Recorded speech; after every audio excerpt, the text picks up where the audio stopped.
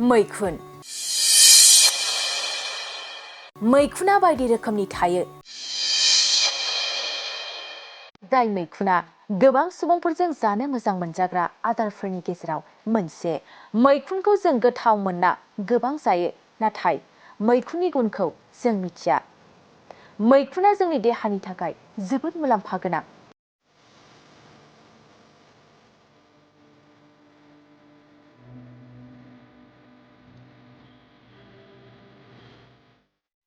मैखुनाव गोबां बिबांनि selenium vitamin D आरो भिटामिन B6 थायो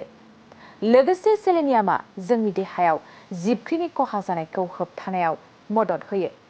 आरो भिटामिन D आ जिबख्रि रज'नायाव मदद होयो आरो भिटामिन B6 आ जोंनि देहाखौ गोजा थै जिबख्रिफोर बानायनायाव मदद होयो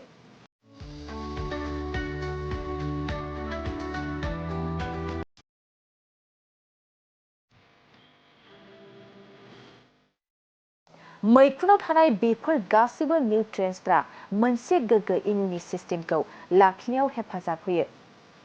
लोगोसे मैखुना नोंथांनि आदाराव मोनसे सावस्रिनां दाजाबदेरनाय जानो हागौ मानोना मैखुनाव केल'रि आरो मेजेमा बाङाय थायो नाथाय फाइबार प्रटिन आरो एन्टिअक्सिडेन्ट गोबां थायो